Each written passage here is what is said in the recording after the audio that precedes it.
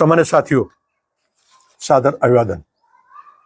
सत्संग की प्रेरक और प्रासादिक आज की जो प्रसंगावली है उसमें हम एक ऐसी चर्चा करेंगे कि एक युवक जो मृतशैया पर पड़ा है और उसने दी अपने अगले जन्म स्थान की जानकारी। ये सामान्य साथियों, ये प्रकरण आपको अजूबा लगेगा, अपने आप में अनूठा लगेगा और अनुपम लगेगा, क्योंकि एक व्यक्ति अपने होने वाले अगले जन्म की जानकारी कैसे दे रहा है जो कि मृतशैया पर है।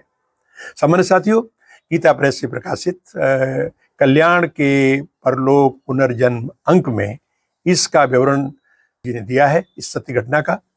उसके अनुसार यह है कि मथुरा जिला के कोसीकला में हुआ ये था कि वहाँ जो है कोसीकला में एक रहते थे भोलानाथ जैन और बड़े उद्योगपति थे।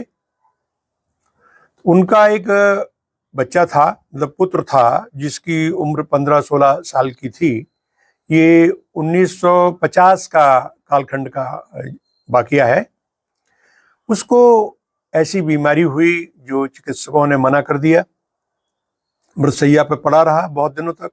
अंत में अपने जीवन से जब वो निराश होकर के सब तरह से सबको लगने लगा कि अब इसका जीवन समाप्ति को ओर है, तो सहसा उस दिन संकेत दिया कि पिताजी मोए जो है अब हमें ऐसो बताओ गो है कि हम छाता में अपना जन्म लेंगे, हमें बड़ा दुख होएगो आप सबको छोड़ने में।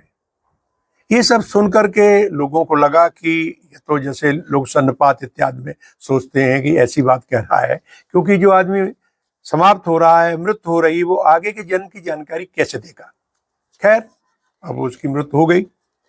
इसके बाद क्या होता है कि अगस्त 1951 में छाता के एक सुप्रसिद्ध उद्योगपति बनवारी लाल वार्ष्णेय जी के यहाँ पुत्र का जन्म होता है और उसका नाम रखा जाता है प्रकाश। प्रकाश जब करीब 3-4 साल का हो गया तो लोगों से कहता, चारपाई से भागता, उठ के घूमता, अरे मैं तो जो हूँ कोसीकला का हूँ, मेरे वहाँ माता पिता हैं, भाई बहन है, मैं वहीं जाऊँगा। कुछ लोगों ने समझा कि बच्चा है, कहता होगा।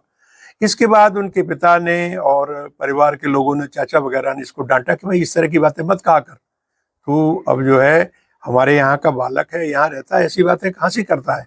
अब बच्चा था, डांट डपट के कारण वो कुछ देर चुप हो गया। अब आता है कि इसके बाद उनके चाचा से उसकी बहुत अच्छी मतलब जैसे कहे ना कि स्नेह हो गया था, तो उनसे बात करता रहता था कि चाचा हम सही बात बताएं, हम तो जो है कोसीकला के हैं। तो एक दिन चाचा से कहा कि चाचा हमें तुम ले चलो। चाचा ने बहलाने के लिए उसे बस स्टैंड पे लाए और बस में बैठ गए। तो उसने बड़ी मुस्का के कहा कि चाचा आप मुझे गलत बस में बैठा लिए, ये बस जो है कोसीकला नहीं जा रही। इसके बाद उसके चाचा ने सोचा कि चलो इसकी मन की कर दें, और उन्होंने कोसीकला वाली बस में जो है अपना टिकट ले लिया, बैठ गए। जब वहाँ पहुँचे तो वो भागा, सब जगह पहचाना, लेकिन संयोग कहें या देवयोग, उस दिन क्या था, उसके माता पिता नहीं, परिवार के सभी लोग किसी शादी में गए थे, तो वहाँ पर ताला लगा हुआ था। और लोगों से पूछा कि भाई भोलानाथ जी कहाँ हैं, तो लोगों ने कहा कि नहीं है। इनके चाचा ने कुछ नहीं बताया और उससे कहा कि देखो आप जो है बेकार में ही सोचते हो, कहीं कुछ नहीं है, चलिए, और उसको ले आए। चलो, उसके दिल में फिर भी कई बार भागा, कहता कि मैं वहीं जाऊंगा, वहीं जाऊंगा, वहीं जाऊंगा। फिर क्या हुआ कि एक दिन उनके माता पिता, भाई और बहन किसी रिश्तेदारी में जा रहे थे, तो वो जो है छाता होके निकले।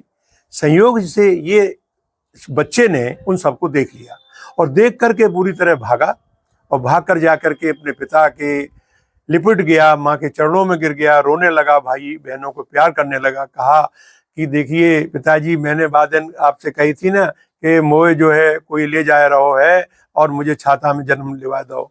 अब हम यहाँ आ गए, हम बहुत आपके लिए याद करते हैं।